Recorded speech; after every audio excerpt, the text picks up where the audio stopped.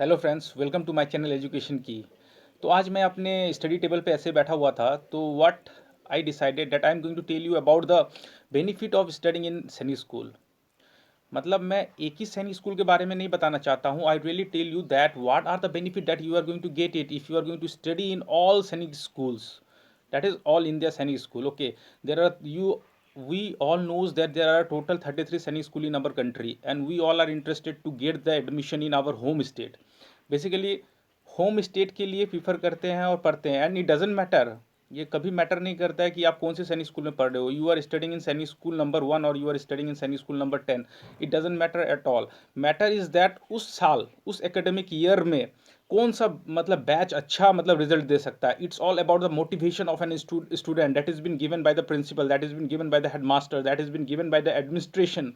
जो administration, the teaching administration होता है, वही देता है। ठीक है, तो today the part of discussion is all about what are the benefit of studying in all India Sainik schools. Okay, so we all knows that the main purpose of Sainik school is to prepare the student to join Indian defence services. Okay, जो हमारा defence services है उसी के लिए हम prepare किया जाता है। तो mainly preparing level is for officer only. It may be that you are going to get admission, that you are going to get opportunity to serve in Indian army, Indian air force और Indian navy. तो उसके लिए आपको एक opportunity दिया जाता है, and for making such an product what that is needed, you know, that is needed is all about the personality development.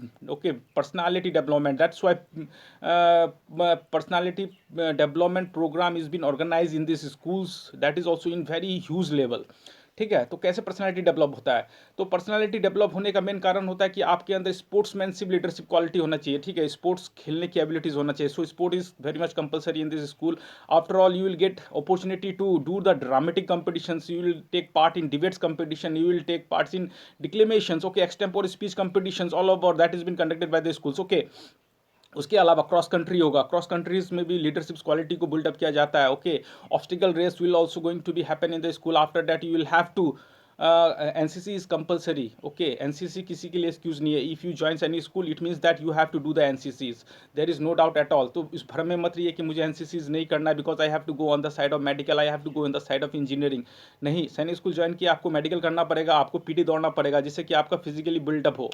तो पर्सनालिटीज ओवरऑल आता है, पर्सनालिटी, इंडिविजुअल का पर्सनालिटी बहुत ही मैटर करता है। If you want to be the leader of the country, that's why the school is going to give you all the platform, okay, to build up the leadership quality among you। okay, so NCC भी एक ऐसा चीज़ है जिसमें कि आप school में पढ़िएगा तो you will achieve NCC A and B certificate. After qualifying class 10th you will get NCC A certificate, and after qualifying